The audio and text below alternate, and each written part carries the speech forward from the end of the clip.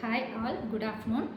நிறைய பேர் இப்போ என்ன கேட்குறாங்கன்னா, சுகருக்கு நாங்கள் ரெகுலராக மெடிசன்ஸ் எடுத்துக்கணுமா, அதனால மெடிசன்ஸ் எடுத்துக்கிறதுனால ஏதாவது சைட் எஃபெக்ட்ஸ், மெயினாக கிட்னி ப்ராப்ளம்ஸ் மாதிரி ஏதாவது வந்துருமா அப்படின்னு தான் நிறையா பேர் கேட்குறாங்க. அதுவும் இப்போ தான் எனக்கு 35 இயர்ஸ் தான் ஆகுது, இப்போவே எனக்கு சுகர் வந்துடுச்சு, ஸோ லைஃப் லாங் டேப்லெட்ஸ் எடுத்துக்கிறது நல்லதா?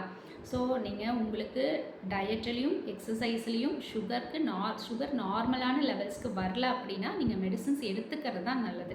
ஸோ மெடிசன்ஸ் எடுத்துக்காமல் விட்டீங்க அப்படின்னா, ஒரு 1 மந்த் 2 மந்த்ஸ் விடுறீங்க, இல்லை கேப் 6 மந்த்ஸ் விடுறீங்க அப்படின்னா, திரும்ப அது 300-400 சுகர்ஸ் வரும்போது திரும்ப வந்துட்டு நம்ம ட்ரீட்மெண்ட் எடுத்து அதை நார்மல் கொண்டு வந்துடலாம். ஆனால் 300-400 வந்த சுகர்னால், ஹை சுகர்னால் இப்போ ஐஸ் அஃபெக்ட் ஆனதோ, இல்லை ஹார்ட்டு, நர்வ்ஸு, கிட்னிஸ் அந்த மாதிரி ஹை சுகர் டேமேஜ் பண்ணுறதை வந்துட்டு நம்ம திரும்ப ஃபுல்லாக செல்ஸ் டேமேஜை ரிவர்ஸ் பண்ண முடியாது. அதனால் ரெகுலராக எடுத்துக்கிட்டிங்கன்னா அந்த டேமேஜ் எல்லாம் வராமல் ப்ரிவென்ட் பண்ணிக்க முடியும்.